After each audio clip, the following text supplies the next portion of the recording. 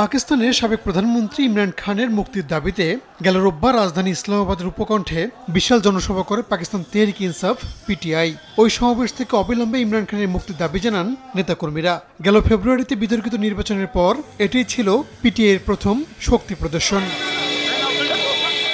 এর একদিন পর সোমবার অভিযান চালিয়ে পাকিস্তান তেহরিক ইনসাফ পিটিআইয়ের চেয়ারম্যান সহ কয়েকজন শীর্ষ নেতাকে গ্রেপ্তার করে পুলিশ। পার্লামেন্টের অধিবেশন শেষে দলটির কয়েকজন সাংসদকেও আটক করা হয়। তীব্র সমালোচনার মুখে মঙ্গলবার কয়েকজনকে মুক্তিও দেওয়া হয়। তবে দেশটির রাজনৈতিক বিশ্লেষকরা শঙ্কা প্রকাশ করে বলেছেন, এ ধরনের কর্মকাণ্ড পাকিস্তানের সংঘাতময় পরিস্থিতি তৈরি করতে পারে। এদিকে নেতাদের গ্রেপ্তার বা হয়রানি করা হলেও সরকার বিরোধী আন্দোলন থেকে পিছু হটবে না পিটিআই। সাংবাদিকদের এক প্রশ্নের জবাবে একথা জানান পিটিআই নেতা সালমান আকরাম রাজা। চলতি মাসে লাহোরে বিশাল জনসভা করার কথা রয়েছে দলটির।